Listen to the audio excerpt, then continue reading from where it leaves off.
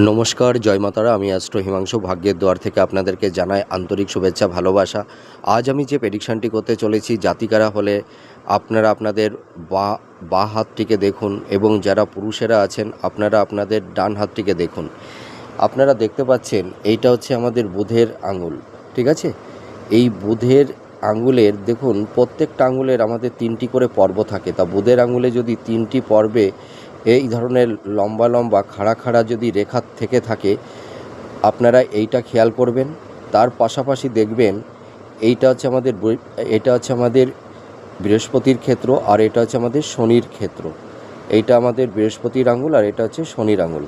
তা এই বৃহস্পতি আর শনির ক্ষেত্র বরাবর যদি এই ধরনের একটা আড়াআড়ি রেখা এই দুটো ক্ষেত্রকে টাচ করে থাকে, এই রকম রেখা আপনারা দেখতে পাবেন।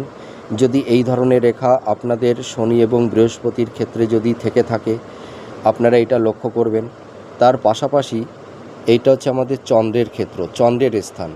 তা চন্দ্রের স্থান যদি একটু পিঙ্ক বর্ণের হয়ে থাকে, বা মানে একটু লাল আভা যুক্ত, একটু খোলা থাকবে, তাহলে আপনারা বুঝবেন আপনাদের চন্দ্রের ক্ষেত্রটা ভালো আছে। তার সঙ্গে যদি এই চন্দ্রের ক্ষেত্রে এই ধরনের স্টার চিহ্ন থেকে থাকে, বা এই ধরনের লম্বালম্বি কোনো রেখা থেকে থাকে, তাহলে আপনাদের জীবনে কী ধরনের প্রভাব বিস্তার করবে। দেখুন, যদি কোনো জাতিকাদের হাতে এই ধরনের রেখা থেকে থাকে, তাহলে এরা জীবনে প্রচুর নাম যশ খ্যাতি অর্জন করতে থাকে।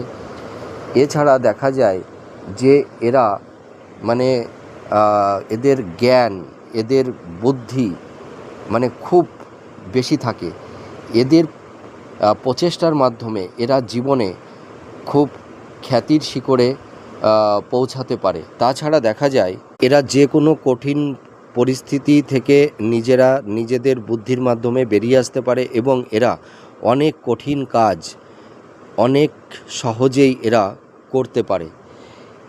এরা জীবনে এদের পরিবারের ক্ষেত্রেই বলুন, সামাজিক ক্ষেত্রেই বলুন, এরা সমাজের বুকে এরা একটা মান্যগণ্য ব্যক্তিরূপে নিজেদেরকে প্রতিষ্ঠিত করতে পারে, এবং এদের দাম্পত্য জীবন খুব সুখের হয়। আপনারা মিলিয়ে দেখুন এই প্রেডিকশানটি কতটা ম্যাচ করছে। নমস্কার, জয় মাতারা।